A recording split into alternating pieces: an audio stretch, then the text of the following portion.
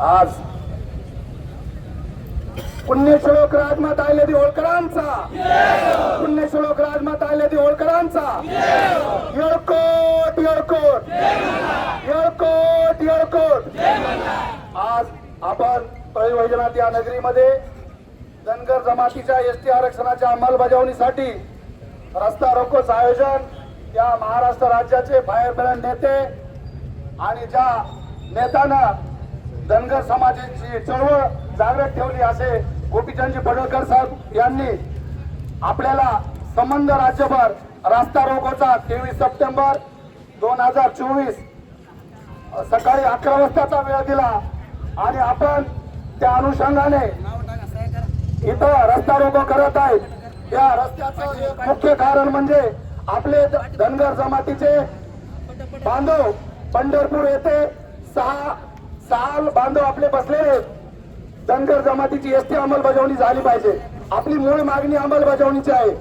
आपल्याला दुसऱ्या कुठल्याही योजना चालू करून जमणार नाही आणि त्या चालू उपयोगाच्या पण नाही।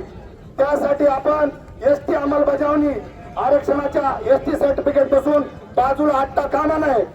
त्यासाठी परळी विधानसभा मतदारसंघातील सर्व धनगर बांधवांना आम्ही काल निरोप दिले आणि आज तुम्ही एवढ्या ताकदीने आलात त्याच्याबद्दल तुमचा मी आभार व्यक्त करतो, आभार मानतो।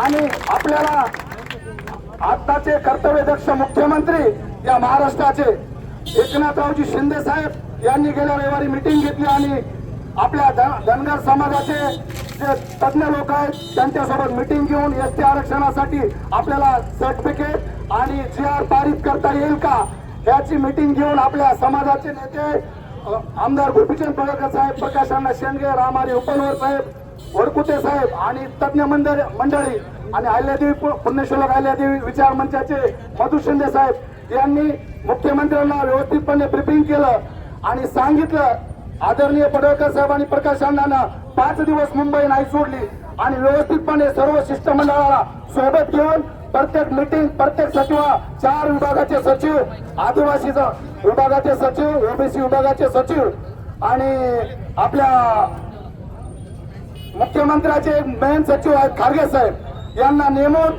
यांची व्यवस्थितपणे आपल्या एसटी आरक्षणाची अंमलबजावणी करण्यासाठी आपलं व्यवस्थितपणे पार पडत आहेत। आपले खिल्लारी कुटुंब धनगरच आहेत पण फुलंब्री गाव संभाजीनगर जिल्ह्यामध्ये तिथले 5 कुटुंब धनगर केलेले आहेत त्यांनी। त्यांचं आज संध्याकाळपर्यंत सर्टिफिकेट रद्द होईल आणि आपला एसटी आरक्षणाचा भ्रष्ट मार्ग लागेल। आपण आता एसटी आरक्षणाच्या जवळ पोहोचलेलो आहेत म्हणून बांधवांनो वेळोवेळी जे काही करता येईल आपल्या पद्धतीनं फुल नाही फुलाची पाकळी म्हणून आपण योगदान दिलं पाहिजे। ज्या समाजामध्ये आपण जन्माला आलो त्या समाजाचं काहीतरी देणं लागतं, त्या अनुषंगाने आपण सर्वांनी एकत्रित येऊन वेळोवेळी सर्वांच्या हाकेला साथ दिली पाहिजे आणि समाज आणि एकजूट होऊन या धनगर अंमलबजावणीसाठी या सरकारला भाग पाडू। आणि आता आपण सर्वजण इथं आलात आणि आता तहसीलचे आपले तहसीलदार साहेब